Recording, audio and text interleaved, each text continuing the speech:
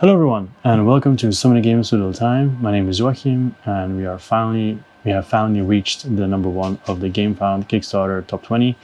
And I don't think it'll be a surprise, to be honest. It's a game that's become famous, infamous at different times of its Kickstarter history.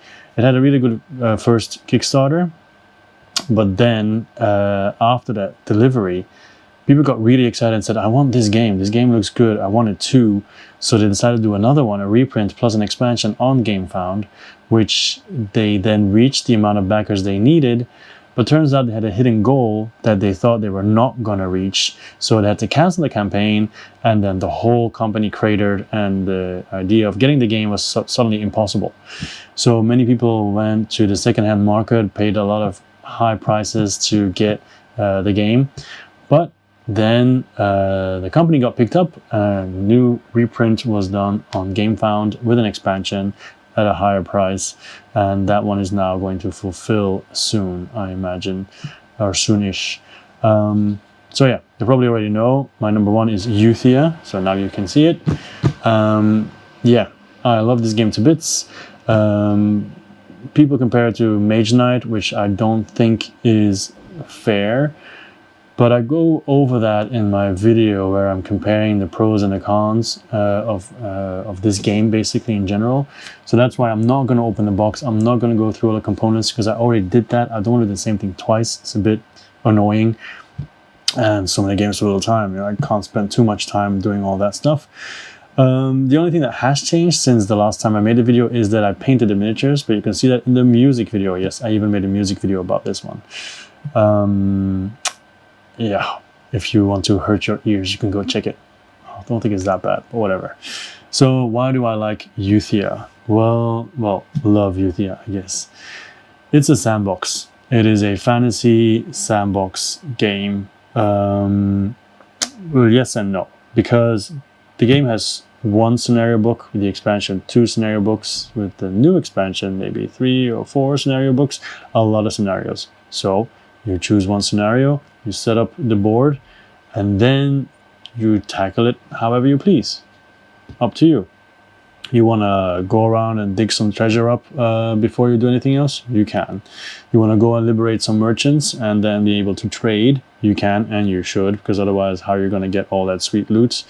You can go and attack monsters. You can go get bounties, try to capture them. There's some, as you explore the map, there will be some quest givers that pop up that you can then also try to fulfill. But you are on a timer because many scenarios, if not all of them, have a round limit. So that's why I think like scenarios like the hunt and more beginner scenarios that are like 40 minutes to an hour, although gameplay is a bit longer than that, they give you like a taste. Like when you finish those scenarios, you're like, okay, I'm starting to get strong, it's over. So of course, when you play this game, you should play the long scenarios so you can really pimp out your character, have different types of armor, slot in those gems like you do with Diablo, which I think is an awesome feature. Get all the levels, because every time you level up, you get 2 choices, you choose one, which is also an awesome feature. Which I first discovered in the Witcher board game, not the new one, but the adventure one, which I also I think that's a cool mechanic. When you level up, you get 2 powers, you choose one. Yeah, so every hero plays completely differently. The combat is something special, especially if you play with more people, because then somebody else will be the monster. Like let's say we play with 4 people. And I'm going to attack a monster, then there's a deck with cards. You draw the first one, and if it'll show the emblem of one of the heroes, the other players. And if it's that player, then they can try to defeat you. If they do, they get a point. If they don't, whatever. You just, you've succeeded in combat, which is good. But if they manage to kill you, then, they get a point, and then you get a negative point. So it's kind of a swing. So going into battle is always tricky, and it's quite exhilarating, I think. It's definitely very interesting. I like the production, the way it looks. It's very pretty. It has a lot of these storage towers, which I also would recommend you get them actually, because it looks really nice on the table. It is a bit of a table hog, that for sure. You need to have a big table. What else can I say about this game that I haven't said yet? Yeah, the dice look really nice. There's a good variety of monsters, although it's always good to have more. I like the way how they use elementals, because you might be fighting monsters with the typical combat style that the game introduces, but when you encounter one of those elementals, that doesn't happen. You just roll a die, which you can mitigate, and then see what happens. Like, for example, if you encounter a fire elemental, they can really hurt you because they're fire. But then a water elemental, they can heal you, if I'm not mistaken. So yeah, all those kind of things. The digging for treasure part, where you dig for treasure, you put a token down so nobody else can dig for treasure. Stuff like that.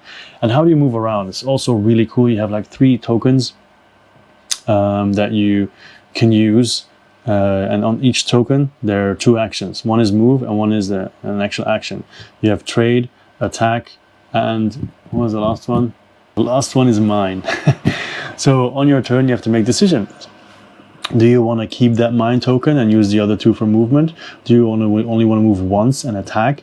But if you kill that monster, you're on a trade spot, and then you can use your trade action as well. So then you can use a move, and then the attack token, and then the trade token. The coins are really nice too. Like, it's a really nice production. I think that's why many people are also very excited by this. I expect this game to pop up in the top 100s in 2022 with a fair amount of people, I think, because it is really that good. I really, really love this game a lot.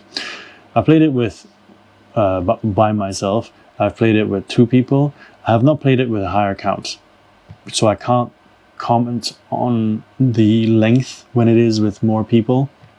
I'm willing to try, but then I will make sure I have time, or they have to know what they're doing from the jump. And I think the last part, knowing what to do from the jump, will be difficult because there's not a lot of copies around, especially because of what happened. And then the new Kickstarter is quite a bit pricier than the first one. If I had done this Kickstarter that happened now, or a while back, I wouldn't have gone all in for that price. So in that case, I'm kind of happy I got this one. But yeah, I'm not sure. I do think it's good. Maybe I would have, but I like to tell myself I wouldn't have. All right, I think that's enough for this one. If you really want to have a deep dive on also what I dislike about the game and other stuff, and the comparison to Mage Knight and so on, I suggest you check that video. So then you can just check the link and yeah, give it a watch, and then decide for yourself if this is something that you would like, or check some of the playthroughs that I've done. Okay, all right. This was a top 20 Gamefound and top 52 to 50 Gamefound and Kickstarters. I hope you enjoyed it. I don't think you'll be surprised with this. If you are, or if you weren't, just so if you were or you weren't, just let me know in the comments. Anything you want to share, feel free. And yeah, that'll be it. My name was Joachim. This was So Many Games All the Time. I'll see you next time. Bye-bye.